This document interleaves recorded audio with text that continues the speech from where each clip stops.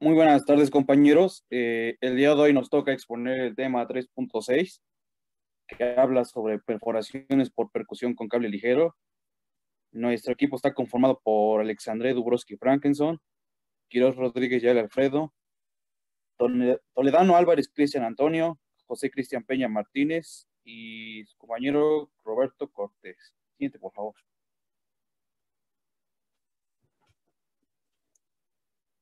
Bien, para hablar de perforaciones por percusión con cable ligero, tenemos tres preguntas base. ¿Qué es? Bien, nos introducimos a este tema. Tenemos que saber cómo se da esta perforación. La perforación a percusión con cable se basa en el golpeteo con una pesada herramienta de corte llamada trépano, que se eleva con un cable y que cae por gravedad, fragmentando o rompiendo el suelo. Resulta evidente, por tanto, que los sondeos realizados por esta máquina, la máquina es la que está en la siguiente, la imagen, es una de las primeras máquinas que se utilizó. Deben estar en forma vertical para hacer correcto el movimiento. ¿Dónde se ocupa? Bien, este sistema empezó a utilizarse en China en el año 4000 a.C. ¿En qué consistía? Era en un balancín que se contrapesaba por un grupo de hombres que se efectuaban el tiro en un extremo de una cuerda, mientras que de otra se colgaba la sorta de perforación construida con cañas de bambú. ¿Y bajo qué circunstancias se ocupa? Bien, su ámbito de aplicación se centra en terrenos de dureza que sean frágiles. Sin embargo, se encuentran contraindicados en terrenos detríticos, no cohesionados, muy duros, abrasivos y plásticos. Y como introducción también veremos que el trépano es una herramienta o es un dispositivo que se coloca en el final de la sorte de perforación para que rompa, corte y muela las formaciones rocosas mientras se perfora un pozo, ya sea un pozo de gas, agua o petróleo. Los trépanos son huecos para permitir el paso del fluido de perforación que sale a chorros por picos intercambiables.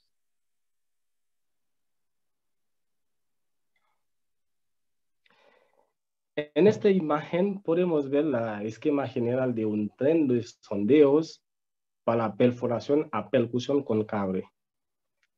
Así como los elementos que la componen, es importante de conocer sus nombres, dónde están ubicadas, porque posteriormente voy a explicar cómo opera la máquina.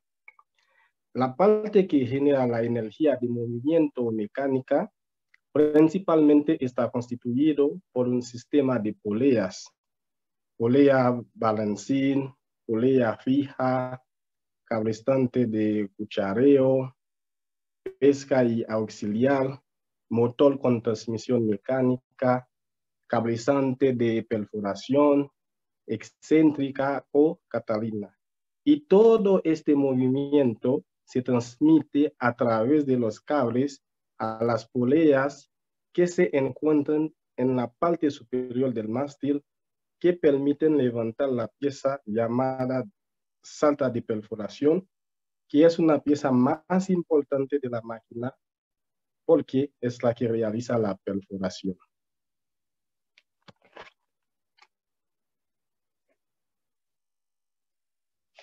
Aquí es una estructura de los mecanismos que transmiten el movimiento al cable de perforación. Siguiente, por favor.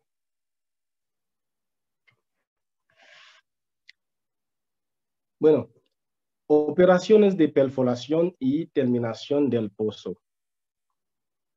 Las fases de la máquina pueden dividirse en la siguiente manera: perforación, intubación, colocación de rejillas, engavillado, cuchareo y al final terminación del pozo.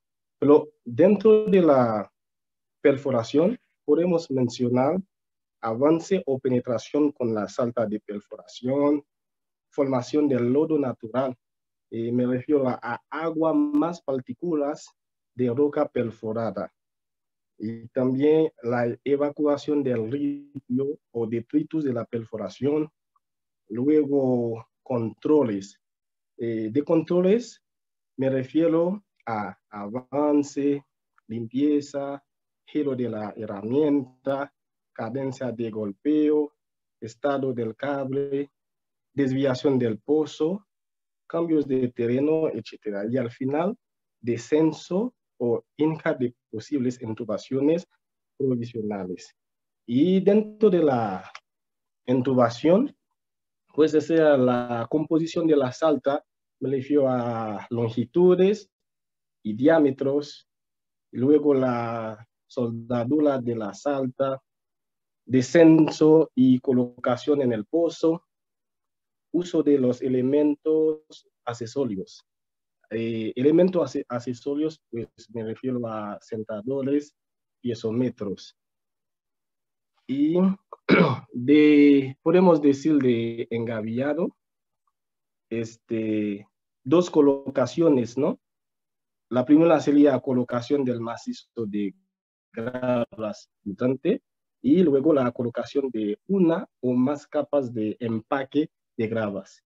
Y al final la terminación del pozo, pues mencionamos, podemos mencionar cementación, desarrollo por pistineo, área comprimido, sobrebombeo, etc.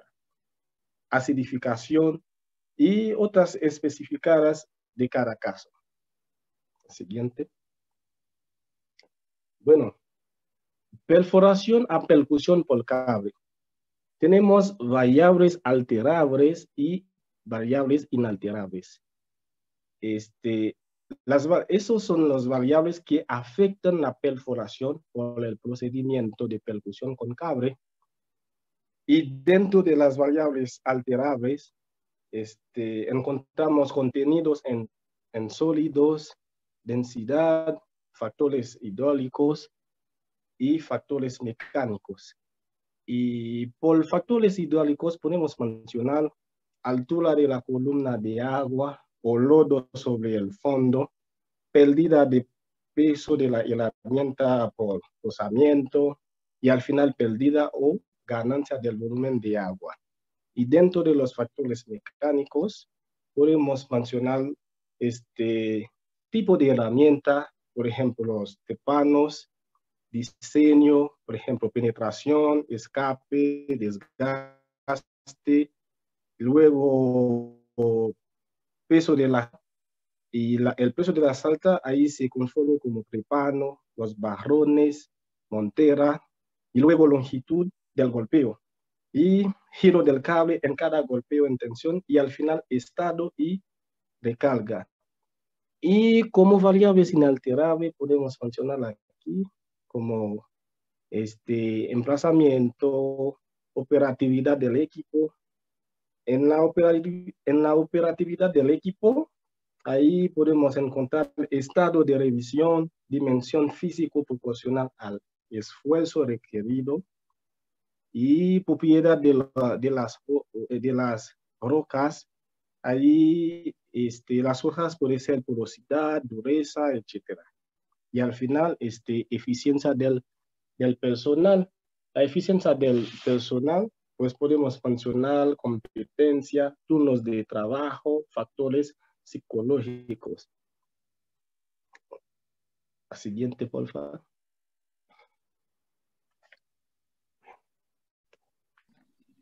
Dado lo que han dicho mis compañeros, tenemos algunos aspectos principales, que como primer punto tenemos la destrucción de la formación rocosa, pero para esto primero necesitaríamos entender qué es una formación rocosa.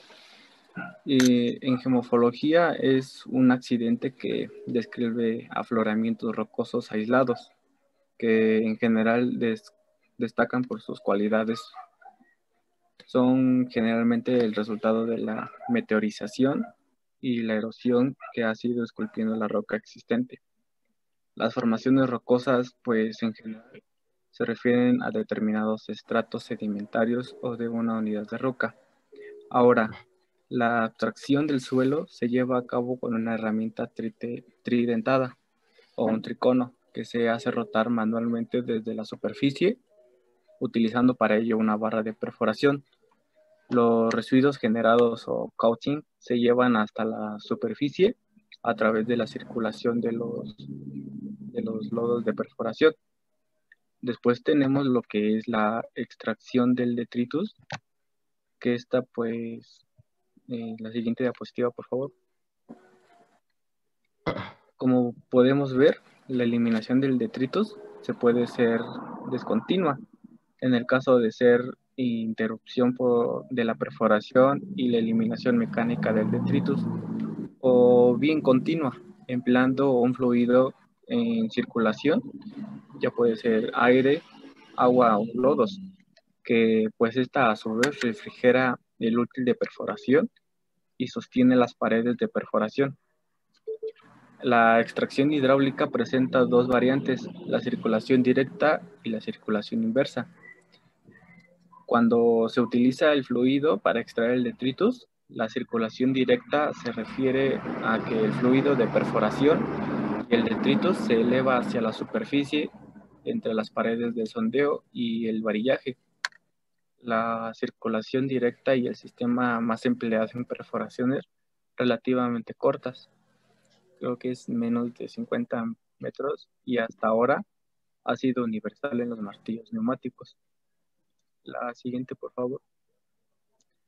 Aquí podemos ver un ejemplo de la circulación inversa del detritus.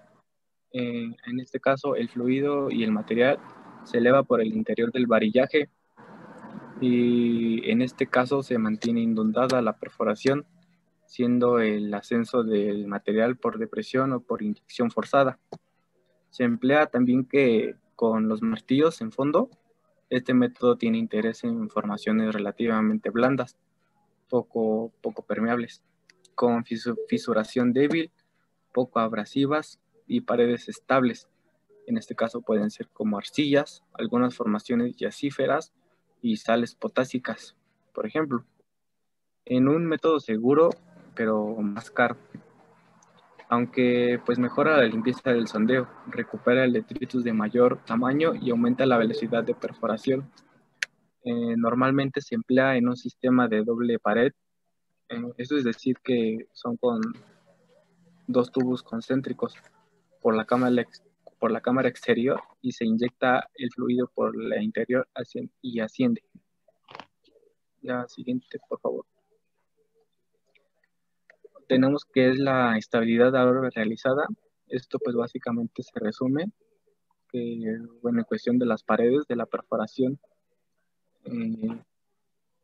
va a depender de eso. Obviamente de la naturaleza litológica y de formación tectónica de los terrenos atravesados y en caso de desprendimientos conforme avanza la perforación, la estabilidad de las paredes del sondeo se consiguen realizando intubaciones con tuberías de chapa de acero. En este caso se denominan intubaciones auxiliares y su objetivo es únicamente la estabilización provisional de las paredes, obviamente del sondeo, mientras se realiza la perforación y no servir de intubaciones definitivas. La siguiente, por favor. Bueno, aquí tenemos algunas características, que es su frecuencia de golpeo y la altura de caída del terplano. Como frecuencia de golpeo, se encuentran en torno de 40 a 50 impactos por minuto, en función de los parámetros mecánicos del suelo perforado. Con ello se consiguen unos rendimientos de 2 a 4 metros por día en materiales duros y de 10 a 20 metros por día en materiales blandos. La percusión se consigue mediante un movimiento de balancín y manivela proporcionados por la máquina.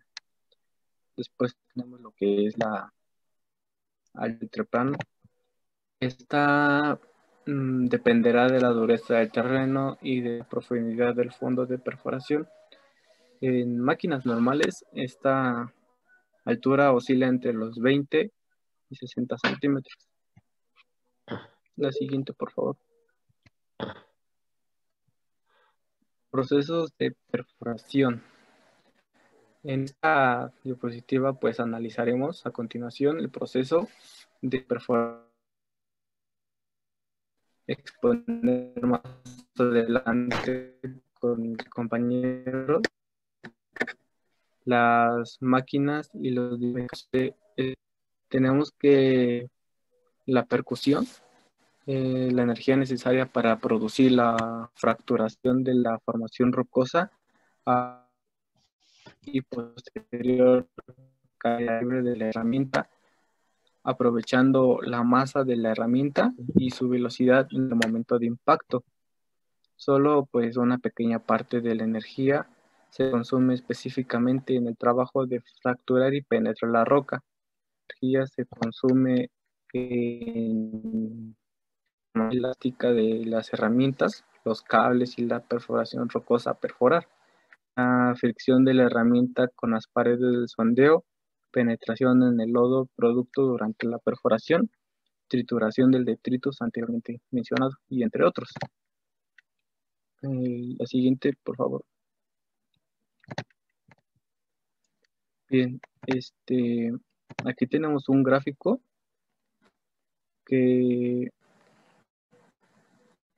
pues ahora, si suponemos que el fondo del sondeo inicia el balancín, el tiro, el treplano permanecerá en reposo hasta que la tensión del cable lo ponga en movimiento. Lo que no sucederá hasta que sea absorbida su deformación elástica. Una vez que el treplano empiece a ascender, acompañando al cable en su movimiento, irá aumentando su velocidad mientras desaparece la tensión del cable.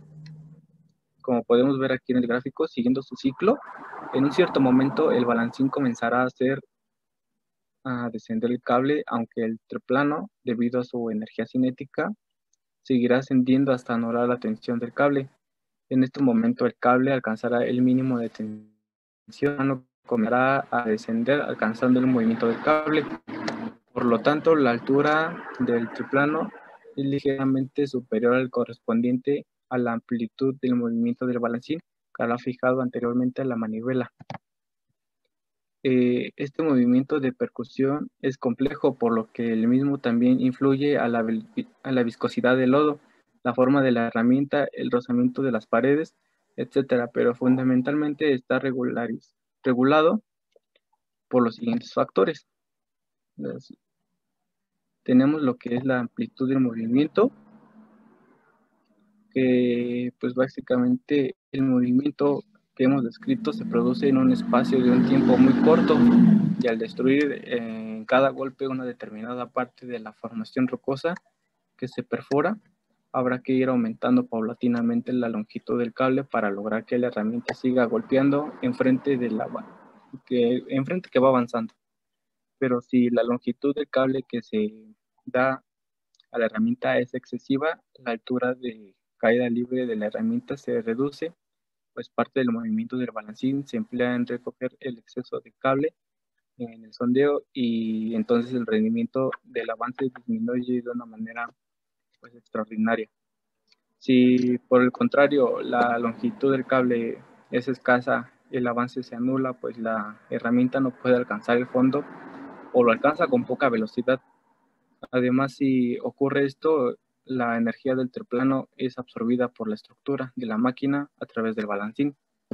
Con él consigue riesgo de averías mecánicas si esta circunstancia se produce con frecuencia. El óptimo avance del rendimiento de perforación se consigue en igualdad de otros factores. Cuando el triplano alcanza el frente del sondeo con el cable de tensión, es decir, pues el balancín debe iniciar un tiro de cable unos instantes antes de que el triplano alcance el fondo del sondeo, y esto ocurre precisamente cuando el triplano alcanza su máxima velocidad. La siguiente.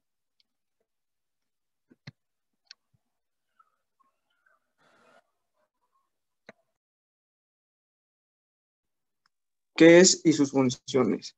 La sarta de perforación es parte del equipo de perforación formado por diferentes componentes unidos por medio de conexiones, que también tienen la finalidad de transmitir rotación al torque desde la mesa rotatoria o top drive, así como el transporte de fluidos de perforación a la barrera. ¿Qué es un top drive? Es un motor eléctrico hidráulico controlado de manera remota que se suspende en el mástil y se encarga de hacer rotar a la sarta de perforación y la barrera. Sus funciones: servir como conducto o conductor de fluidos de perforación, transmitir la rotación desde la superficie hasta la barrera de fondo y facilitar la excavación tanto como en suelos blandos y muy duros. La sarta de perforación se encuentra compuesta por los siguientes elementos. Un teprano. Un teprano es un dispositivo que se coloca al final de la sarta de perforación para que rompa, corta, muela y tritura las formaciones rocosas mientras se perfora un pozo. Siguiente. Barrera de carga o barrón. La barrera de carga cilíndrica de acero forjado que provee a la sarta de perforación su longitud varía entre 3 y 5 metros con un peso entre 400 y 1000 kilogramos. Esa barrera de carga que se muestra en la imagen, tanto como el cable, la giratoria, la rosca, tijeras, su cuadro de llave, barra de carga, canales de agua y tepranos, son los que proveen el peso para que no le cueste perforar a la sarta. Siguiente, por favor. Tijeras o destrabador. Este elemento está situado encima del barrón y sirve para destrabar a la herramienta. En caso de atasco, está formado por dos eslabones con longitud de 10 a 20 centímetros. Siguiente. Montera o giratoria. Es el elemento de unión entre la sarta y el cable. Las sartas de perforación se comprende como una mecha de perforación, también conocida como barrera o teprano, que tienen unos estabilizadores, unas herramientas de perforación direccional MWD, herramientas de perfiles de pozo LWD, tuberías de perforación pesadas y tuberías de perforación dry pipe. La perforación MWD es ahora una práctica estándar en los pozos de dirección marinos en los que el costo de herramientas está compensado por el tiempo que realicen las perforaciones. Se considera asociados a los estabilizadores del pozo y se utilizan otras herramientas. La perforación LWD es la tecnología que consiste en bajar al pozo herramientas de perfilaje incorporadas al conjunto del fondo BHA en la columna perforadora, que fue desarrollado con la finalidad de complementar y sustituir el perfilaje del cable. Entre los mecanismos que provee la rotación de la sarta se tiene como un sistema top drive, ya mencionado antes, una masa rotatoria Kelly drive, una unión giratoria de potencia Power Swale y un motor de fondo. La mesa rotatoria Kelly drive es un adaptador que sirve para conectar la mesa rotatoria al Kelly. Después de esto, el movimiento rotatorio se transmite al pushing.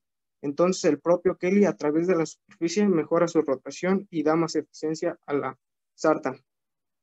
Su unión giratoria es un dispositivo mecánico que cuelga del peso de la sarta de perforación. Está diseñado para permitir la rotación de la sarta de perforación que se encuentra abajo. Y su motor de fondo es un dispositivo de desplazamiento en el que el fluido de perforación para que suba para las cavidades de la selección de potencia. La siguiente.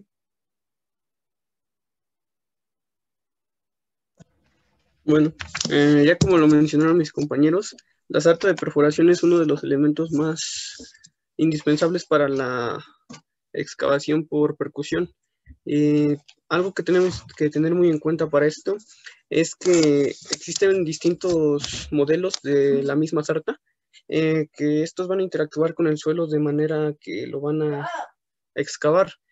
Las excavaciones del suelo van a depender de los tipos de suelo que se estén manejando. Existen 3 tipos de suelo que se van a categorizar para las excavaciones por la percusión. Tenemos los suelos de tipo 1. Estos, por lo general, como bien es dicho, son constituidos en su mayoría por arcilla y barro. Estos tienen la característica de que no están compactados y lo podrías excavar inclusive con una pala, pero no te daría el mismo toque que te da con una sarta, además de que la profundidad a la que llega es muchísimo más elevada y no la puedes realizar con herramientas comunes. Después tenemos el tipo 2. Este por lo general también es en su mayoría arcilla y barro. La única diferencia que tiene con el suelo de tipo 1 es que este ya está mucho más compactado. ¿Esto a qué se refiere? Esto también se llega a referir en las excavaciones, que al momento de que lo puedes excavar tú por tu propia cuenta sin necesidad de maquinaria, lo vas a poder hacer, pero te va a costar un poco más de trabajo por lo mismo de que la materia está más compactada y cuesta más excavación.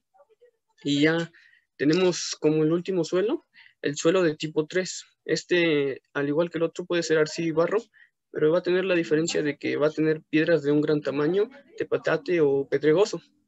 ¿Esto cómo se puede ver en los suelos? Aquí tenemos 4 fotos. Estos son perfiles de los suelos que se hicieron contrastes. Por ejemplo, en esta fotito que tenemos acá, tenemos un suelo que se podría agrupar en un suelo de tipo 2. ¿Por qué? Porque aquí la piedra que estaba aquí, se mencionaba que era de arcilla y barro y estaba demasiado compactada.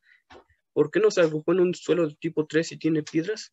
Esto es por la razón de que sus piedras eran de un tamaño muy pequeño y no afectaban como tal a la estructura para considerarla de tipo 3. Lo mismo pasa con esta otra segunda foto que tenemos acá. Son suelos que se puede clasificar en un tipo 2. Tiene las mismas características, tiene arcilla, barro y piedras. Después tenemos este suelo que está aquí de la tercera imagen. Lo podríamos agrupar en un suelo de tipo 1. ¿Por qué? Porque por lo general estos suelos son arcilla y barro que se podría excavar con suma facilidad, pero hasta en la vista propia se puede observar esto. Pero el problema ya viene con estos suelos, el de esta cuarta imagen. En esta cuarta imagen, los suelos están por lo general repletos de piedras de gran tamaño, que si la comparamos con cualquiera de los otros 3 suelos antes vistos, pues va a haber mucha diferencia por la resistencia misma que va a imponer el suelo. Aquí es cuando se tienen que hacer los diferentes análisis de qué tipo de sarta de perforación vamos a ocupar. ¿Por qué? Porque si ocupamos una sarta que se ocupa para excavar un suelo de... Sí, bueno, como les iba diciendo, aquí es cuando debemos de revisar los problemas que puede ocasionar el elegir una sarta equivocada para un suelo equivocado. Les daba el ejemplo de que si queremos una sarta que se ocuparía para un suelo de tipo 1, ocuparla en un suelo de tipo 3, va a ser muy difícil que podamos lograr lo que se pretende de la excavación por el hecho de que las potencias del motor y de la sarta de perforación, los pesos, como bien lo decía mi compañero toledano, las sartas de perforación, si no se ocupan en un debido manejo, pueden llegar a averiarse o descomponerse, lo cual por lo general va a ser muy complicado porque estas llegan a ser un poquito costosas por el mismo hecho de que no son, bueno, son comunes en el mercado, pero no se utilizan demasiado. Y ahora les voy a pasar con la siguiente diapositiva donde les explico un poquito más esto. Aquí tenemos una tablita de datos en base a ¿qué? A los pesos relativos de las sartas. Bueno, yo les había mencionado que era para 3 tipos de suelos, pero cuando estuvimos buscando en páginas de... Excepto ayer que me comí unas papas y unas galletas. Ventura, tu micrófono, ¿no? Bueno, yo les había mencionado que eso...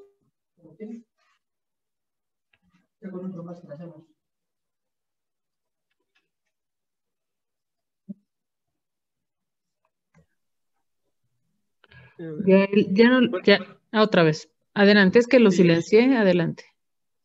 Sí, bro.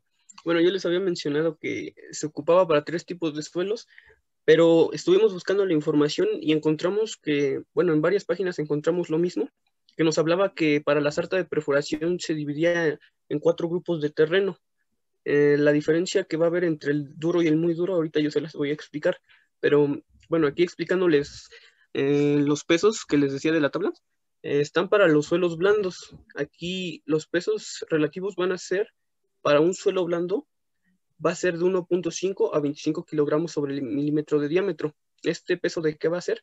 De la sarta que ya había mencionado mi compañero Cristian Peña Martínez, de todo el conjunto establecidos de la sarta, que venía siendo las tijeras, los torontes y este tipo de cosas. Ahora, para un suelo medio, va a ir aumentando el peso por lo mismo de lo compactado que está el suelo y por los elementos que van a conformarlo, que son como piedras, arcillas, todo este tipo de cosas. Va a ir aumentando del duro al muy duro. Aquí la diferencia que está entre un suelo duro y uno muy duro es que en un suelo duro pueden haber piedras que excedan el tamaño de los 30 centímetros de diámetro, pero en un suelo muy duro se van a existir las complicaciones que existían en la foto que les enseñé anteriormente del último suelo.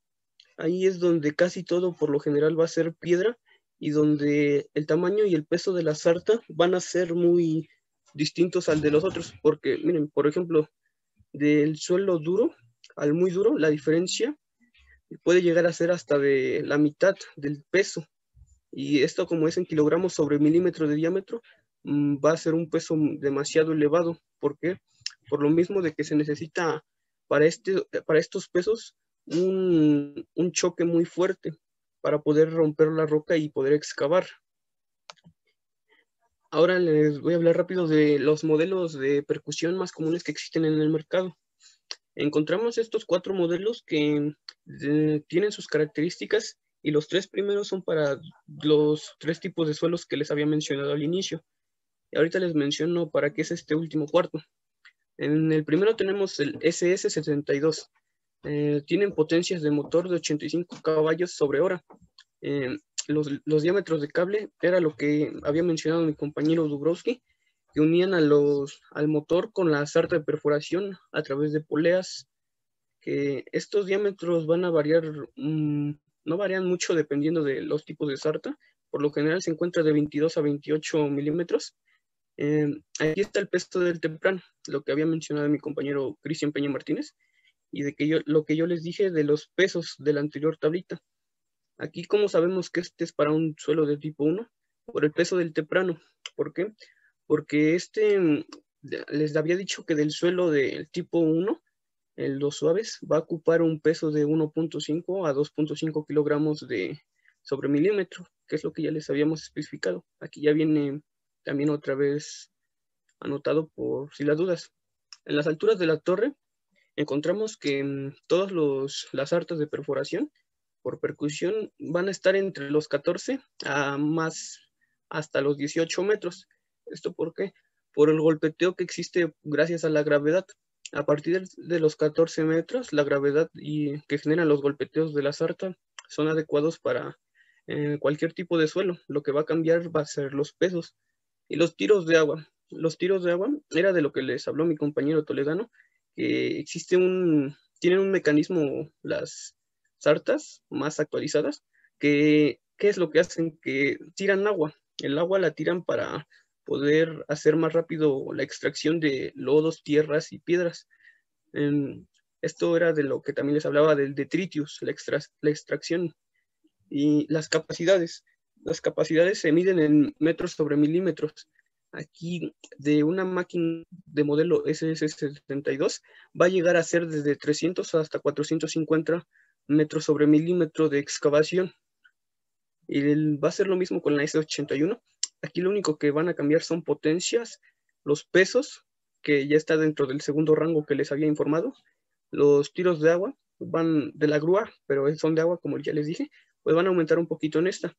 Y pues sí nos va a dar un rendimiento mucho más elevado.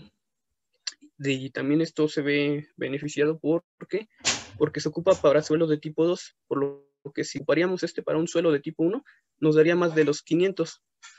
Aquí la más potente que encontramos es la SP800. Esta es de las que tiene la potencia de motor más elevada y tiene uno de los diámetros más grandes que se pueden encontrar. Los pesos, esto los estaba especificando que el peso de esta sarta es de complementos, o sea que en esta sarta se le va a agregar más elementos acorde a cuántas piedras vayas encontrando, porque se especifica que es desde duros hasta muy duros. Ya les habíamos puesto que era de 4. Aquí se me pasó ponerle de 4 a 12. Son hasta 12. Y las alturas de las torres pues van a ser más elevadas, por lo mismo de que se espera un golpe más fuerte por gravedad. Lo que sí va a tener una desventaja es que va a ocupar muchísima más agua. Va a ocupar en sí casi el doble, bueno, el triple de estos dos. Y pues aquí es donde se ve un poco desbeneficiado, pero pues se puede compensar con otras funciones que tiene esta sarta. Esta en suelo de tipo 3 llega a excavar desde 700 hasta 800 metros sobre milímetro. Y ya la última que tenemos es como que la más top de, de las sartas de excavación estas. Esta es la SP600. Esta tiene una potencia de motor relativamente baja, o sea que no consume lo que se llegaría a esperar de una como estas. Los diámetros de cable no varían con respecto a la SC74. El peso pues se mantiene estandarizado. Lo que sí cambia también son las alturas por los golpeteos de la gravedad. Y los tiros de la grúa, que son los del agua, pues están entre medio de los dos primeros que les mencioné. La diferencia muy grande que se llega a ver son de 600 metros sobre milímetro, perdón. Y esto, la gran ventaja que tiene es que esta se puede ocupar para suelos de tipo 1 y suelos de tipo 2. En suelos de tipo 3 ya no sería tan factible, pero igual es lo mismo que les mencioné. Pueden llegar a haber problemas si es que se ocupa una maquinaria que no es la eficiente para una tarea, por lo que no es bueno arriesgarse. Y bueno, aquí ya les hablé sobre todo este tipo de cosas en la excavación y de los pesos. Ahora mi compañero Dubrovsky les va a enseñar unos videos y va a explicar cómo es que funciona la sarta. Permítanme que carguen y se los enseño. Bueno, mientras, antes del video, como ya habían mencionado mi compañero Toledano, los procedimientos de perforación por percusión consisten en hacer percutir una herramienta de una masa importante sobre la roca para que la perfore y avance verticalmente, evacuando todo el material que se rompe. Pueden dividirse en dos grandes grupos: percusión con varillas y percusión con cable. Bueno, en nuestro proyecto se presenta únicamente la percusión por cable. Bueno, como puede ver en el video, un tren de sondeos a percusión con cable. Puede verse cómo están conectados los diferentes componentes de la máquina. El motor genera la potencia que hace funcionar la máquina. Esta potencia se transmite a una rueda dentada excéntrica hasta al girar mueve las bielas que transmiten el movimiento al balancín. El balancín recibe un movimiento alternativo con un recorrido que generalmente es de entre 60 y 100 centímetros y que origina el movimiento del cable y la herramienta de perforación. ¿Qué hace el cable? El cable sube a la parte superior del mástil y pasa por una polea fija que lleva dos amortiguadores. Como había mencionado mi compañero Jael, en su tabla, el mástil necesita alcanzar cuando trabaja una altura de 14 o 16 metros, por lo que generalmente se trabaja con mástiles telescópicos que se transportan en dos secciones. Pues la torre es un elemento con poca base. Para que no se balancee, se sujeta con varillas al chasis del camión o al remolque y al terreno con unos cables que se denominan vientos, lo que mostré al principio en la imagen. Bueno, como también había mencionado mi compañero Jael sobre el peso de trepano, pero los diámetros estándar de trepanos oscilan entre 300 y 800 milímetros. Las varillas de carga y las varillas tienen un diámetro mucho menor. encima de las varas o las varillas pueden colocarse una herramienta llamada corredera o más popularmente tijeras que ya había mencionado mi compañero como Cristian. Consta de 2 piezas, o sea, esta tijera consta de 2 piezas y tiene un movimiento independiente que le permite acostarse o alargarse alrededor de 1 o 1.5 metros. Tiene además un juego lateral para trabajar con diferentes ángulos. Tiene como objetivo, o sea, el objetivo del uso de las tijeras es evitar o corregir desviaciones en la perforación, pero su uso es complicado. ¿Por qué? Porque si el sondista no es experto, se pueden provocar desviaciones mucho mayores que las que se pretende corregir. En caso de agarre de la herramienta al fondo del pozo, las tijeras ejercen una función de golpeo hacia arriba que destraba la salta. También había mencionado mi compañero Toledano, la salta de perforación. Está compuesta en su extremo inferior por el trepano, la herramienta que rompe la roca, ¿no? Cuya masa que puede oscilar entre 1 a 2 o 3 toneladas. Si conviene tener más peso, se colocan barras o varones, ¿cómo se llama eso? Varones de acero macizos, ¿no? Quedan más pesos al trepano, aumentando la energía de la pegada sobre el fondo. Pues, ¿qué hace la última pieza de la salta? Es la que une al cable, es la giratoria o montera, permite que toda la salta gire libremente con independencia del cable, dado que el trepano perfora con una sección cuadrada, a cada pegada debe girar un poco grados para recortar el terreno en sección circular. Bueno, además, ¿qué puedo decir? Además del cable principal de la perforación, existe otro de maniobras, ¿no? La principal de las cuales es sacar los detritus del pozo, que ya había mencionado mi compañero también, Toledano.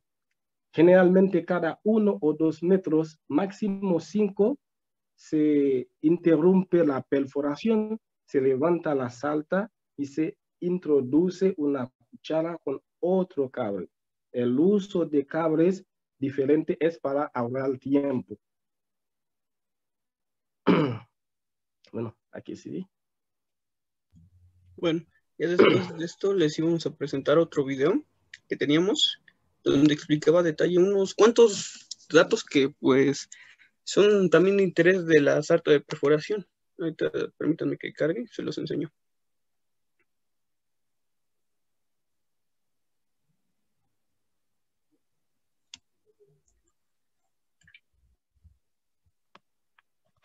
Perforación a percusión.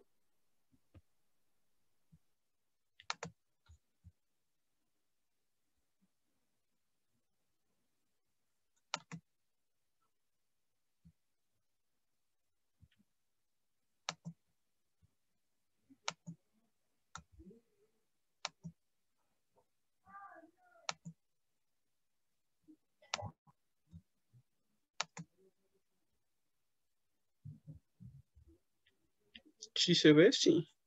Bienvenidos a este objeto de aprendizaje. Mi nombre es Víctor Pérez y soy profesor del Departamento de Ingeniería de la Construcción de la Universidad Politécnica de Valencia. ¿Qué es la percusión con cable?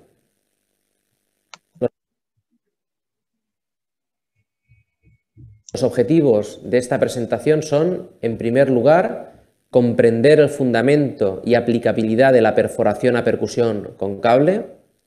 En segundo lugar, conocer... Perdón.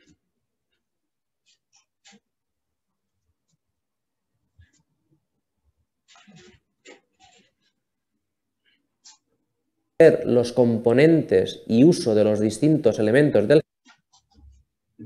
sistema y también conocer las ventajas e inconvenientes de la perforación a percusión con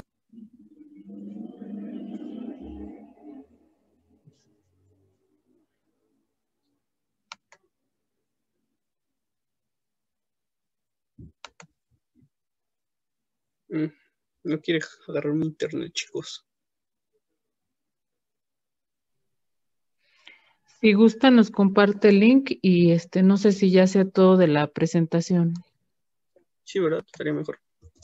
Sí, pues en sí sería todo, profesora. Aquí nada más iba a hablar de unos cuantos detalles porque de esto ya todos se los explicamos. Nada más eran unas desventajitas que tenía por ahí.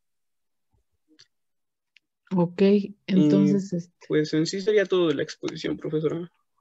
ok.